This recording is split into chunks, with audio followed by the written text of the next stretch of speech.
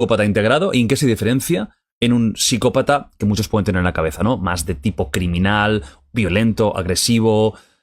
¿Cuál es la diferencia básica y exactamente qué definición tiene el integrado? En primer lugar, lo que tienen en común. Lo que tienen en común es la personalidad psicopática, que fundamentalmente se puede explicar a través de 3 ideas fundamentales. La primera es, tu estilo de relación es un estilo basado en la mentira y en la manipulación. Y esa mentira y la manipulación la puedes hacer con total naturalidad porque tú te crees superior a los demás y con la suficiente capacidad como para sacar adelante tus patrañas, tus mentiras o tus esquemas de manipulación. ¿De acuerdo? Alguien mentiroso, embustero y egocéntrico narcisista. En segundo lugar, los efectos de lo que tú haces no te afectan.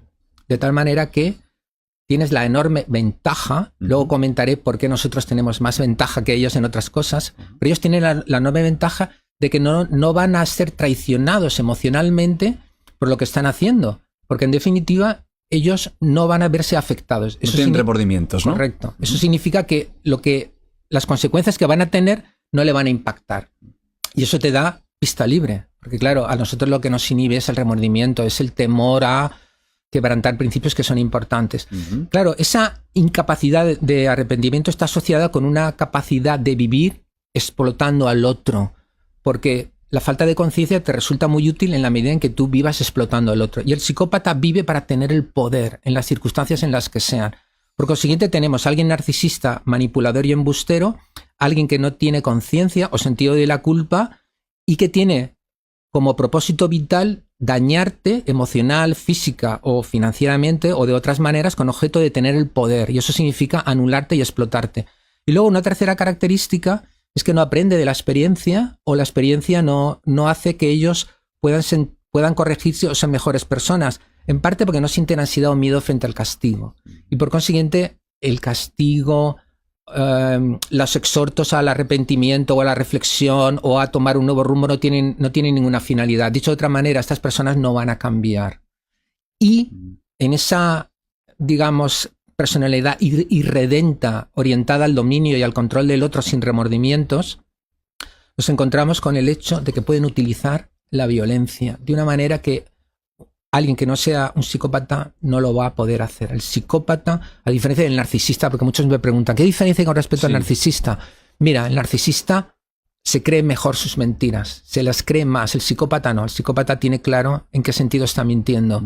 Y la capacidad que tiene de violencia, no necesariamente física, sino psíquica, o a través del descrédito, de la destrucción de tu nombre o de tu legado, la capacidad de destrucción del psicópata no la tiene el narcisista. De tal manera que esa es una diferencia muy importante. Y luego una tercera diferencia es que en general el psicópata es más taimado, sobre todo el tipo controlado. El narcisista se le notan más las costuras, de que necesito que la gente me considere fabuloso, increíble, necesito que me adoréis. Más inocente quizás, claro, ¿no? El psicópata no necesita que le adores tanto la píldora. Para él lo importante es saber que tiene el control, no que se pregone, porque tiene una autoestima mucho más blindada que la del narcisista. Luego, un psicópata integrado es justamente eso. Es una persona que imita las emociones humanas fingiendo ser alguien convencional, una persona normal que se preocupa por ti, pero que solo tiene su propia agenda. Eso significa que el matrimonio, la asociación profesional, la vida en las empresas, en los sindicatos o en las actividades políticas, todo eso es su campo de juego, son su patio de recreo. Y es ahí en función de sus recursos, estudio, posibilidades, influencias, etcétera, donde él va a jugar su papel. Llamo psicópata integrado funcional a aquella persona que no tiene, porque no ha estudiado, porque no ha prosperado, que no tiene ningún tipo de relevancia social y que no deja de ser psicópata. ¿Cuál es el perjuicio de esta persona? No va a liderar un país y llevarlo a la destrucción. No va a ser representante del poder judicial y someter la justicia a sus designios. No va a hacer nada extraordinariamente desde el punto de vista externo repudiado de manera internacional, pero va a hacer la vida miserable de la gente que está a su lado. Dicho de otra manera, su familia, las relaciones que tiene, sus profesiones, sus relaciones laborales van a sufrir la erosión brutal de una persona que solo mira por sí mismo y que no le tiembla el pulso a la hora de dañarte. Y en esos casos podemos encontrar muchos ejemplos de una conducta que puede ser antisocial o delictiva, pero que pocas veces se denuncia. Por ejemplo, tratar de manera negligente a los hijos, someter a su pareja a abuso emocional, que eso rara vez va a un juzgado y se prueba, meter cizaña en el mundo laboral, hacer complot con objeto de superar al otro, eso no lleva a los juzgados, generar calumnias. En definitiva, no son menos destructores los psicópatas funcionales, pero lo hacen quizá en un entorno más limitado. Tiene menos alcance. Correcto, pero las personas que lo padecen realmente sufren mucho. Cuando estabas diciendo todo esto, a mí me estaba viniendo a la cabeza el concepto del mal, que es muy interesante también, ¿no? La maldad. ¿Ser psicópata es equivalente a ser malvado? ¿Se puede ser malvado sin ser psicópata? ¿Crees incluso que no existe el concepto de maldad y que no es más que una etiqueta que hemos puesto a ciertas conductas socialmente no aceptadas? Tú que has tratado con el mal, podríamos decir, porque tú has tenido cara a cara muchas veces gente que ha hecho actos terribles, ¿no? ¿Qué opinas de esto? La maldad existe en la medida en que el ser humano necesita de unos criterios para vivir en sociedad. Ya desde la época prehistórica existían aquellas personas que violaban las reglas del grupo. Cuando éramos cazadores, recolectores, ¿te acuerdas que son ahora palabras que se manejan? Sí, no me acuerdo porque no estaba yo. Nacho creo que estaba ya, pero yo aún no. Perdona, pero es que no sé por qué tiendo a pensar que la gente es de mi edad. Tú estabas ahí, ¿no? Cuando que estaban los mamuts.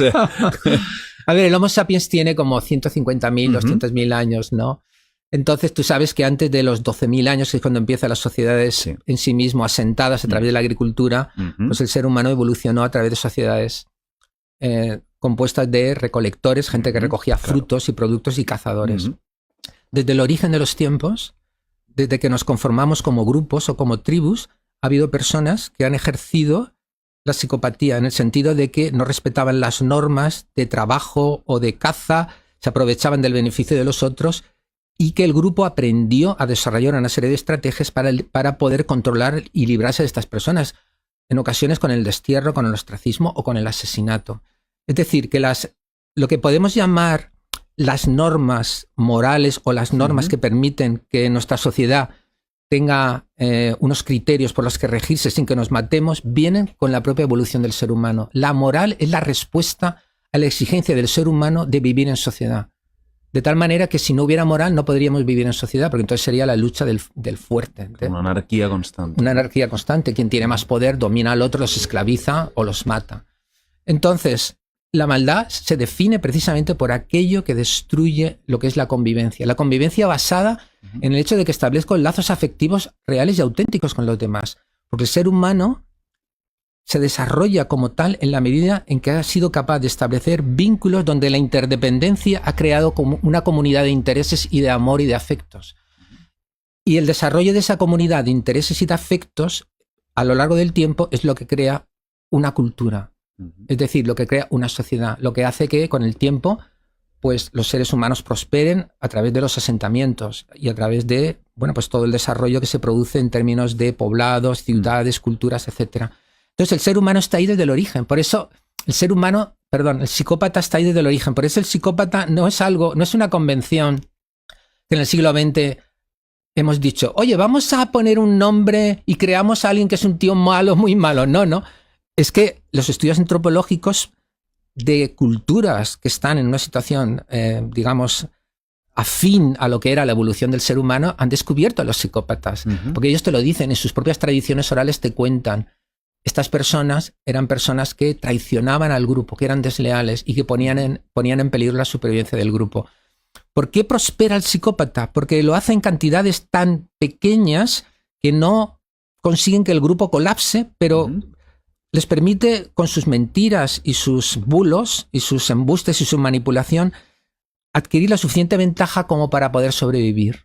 Esta es la idea por lo cual, porque alguna gente me pregunta, oye, si la psicopatía es tan dañina, ¿por qué no ha perecido? ¿Por qué simplemente la evolución no la ha eliminado? Porque tú sabes que la evolución lo que hace es proteger los rasgos que son adaptativos. Exacto.